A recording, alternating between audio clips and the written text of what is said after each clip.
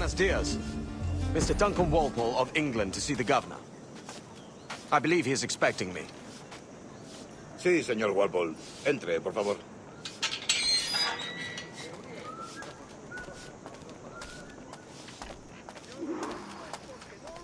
¿Ese es el hombre?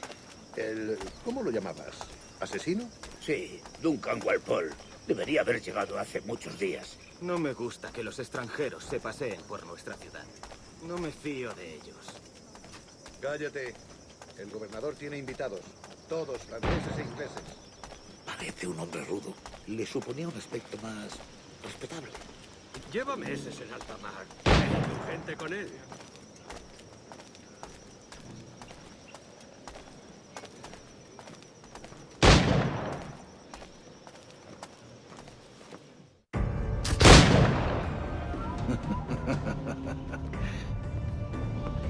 Good morning, sir. Would I be correct in thinking you are Duncan? I am indeed. I thought as much. Woods Rogers. A pleasure. The same. I must say, my wife has a terrible eye for description. I'm sorry. My wife. You met her some years ago at the Percy's Masquerade Ball. Ah, quite.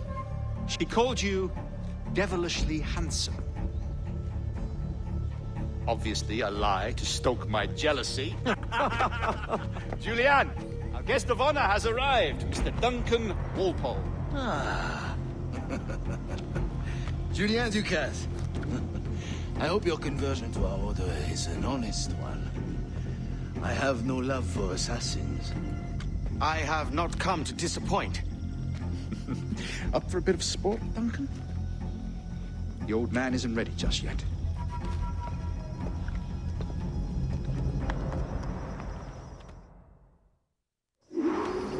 You've got my two best pairs of matched pistols, Duncan, so handle them with care. If I had 8, I'd treat each as my own son. Pull off a few shots if you like, get a feel for it. I once fought beside a man who carried 9 on his backs. They were a boom in battle, but he had his ability to swim. Right.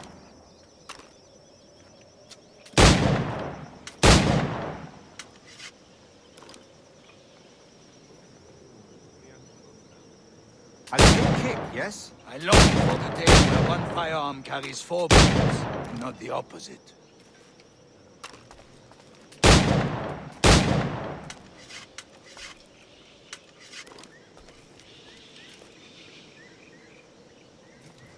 I have a friend in England you may like. Magnifique.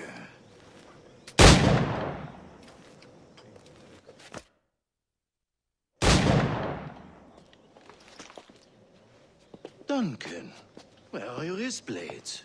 I've never seen an assassin so ill-equipped. Ah, damaged sadly beyond all repair. Uh-huh.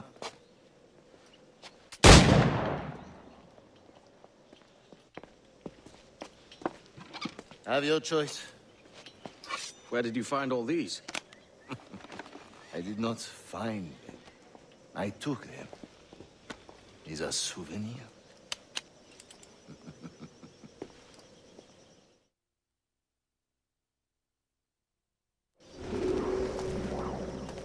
Two blades, as is the custom, eh? Custom, aye. Duncan, will you indulge us with a demonstration of your techniques? Well, We must. We put together a training course in anticipation of your arrival. It would be a shame to leave here without seeing you in action. yes, of course. Well, I mean, if there is time, I would gladly, show you what I know. Here, you see, situations well suited to your skills. Have a go. A blade in a crowd is always the simplest. Nothing grandiose, just quick and clean. Show us another technique. Quite ingenious to use bales of hay for cover, don't you think?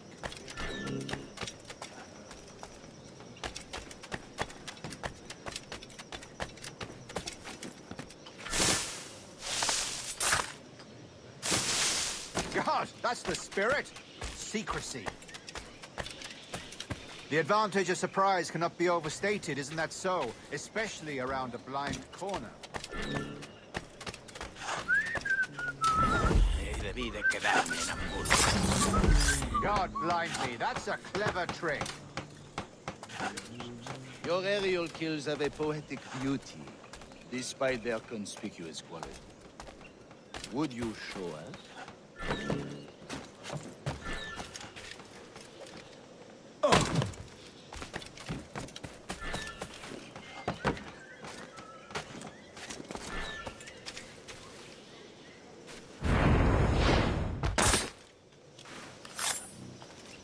Magnifique.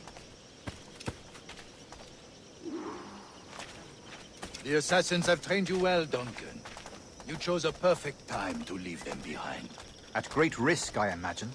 Betraying the assassins is never good for one's health. Well, neither is drinking liquor, but I am drawn to its dangers all the same.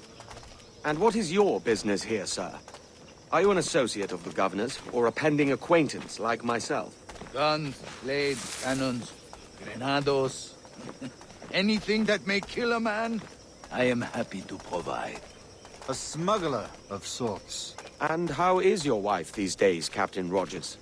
Is she, here, in Havana? I trust she's well, but I wouldn't know. I've been in Madagascar some 14 months hunting pirates. It took some work to dislodge the criminals there, but we managed it. In future, I hope to use these same tactics throughout the West Indies. And how did you deal with that kind? Very simply. Most pirates are as ignorant as apes. I merely offered them a choice. Take a pardon and return to England penniless, but free men, or be hanged by the neck until dead. Oh. I imagine Nassau would be your next target. Very astute, Duncan, indeed. Best of luck with that.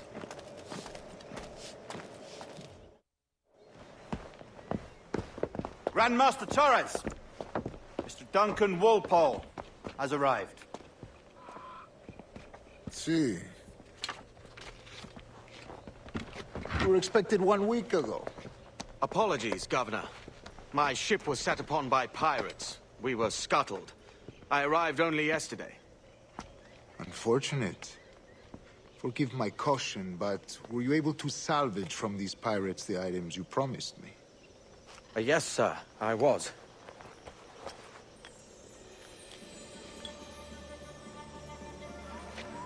Increíble. The assassins have more resources than I had imagined, but not nearly enough to deter us. It is a pleasure to meet you at last, Duncan. You are most welcome. Come, gentlemen. We have much to discuss.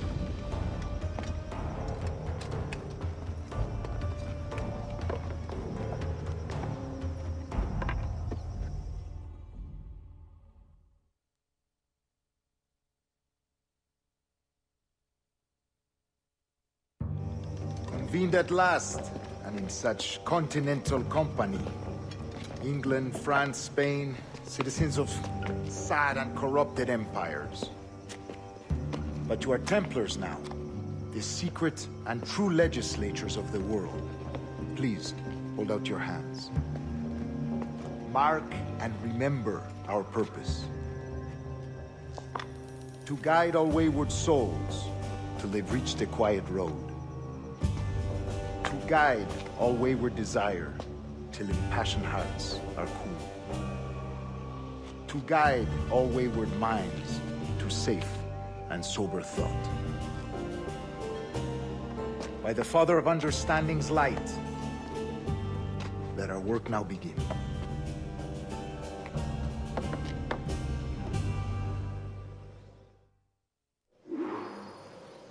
Decades ago, the Council entrusted me with the task of locating in these West Indies a forgotten place our precursors once called the Observatory.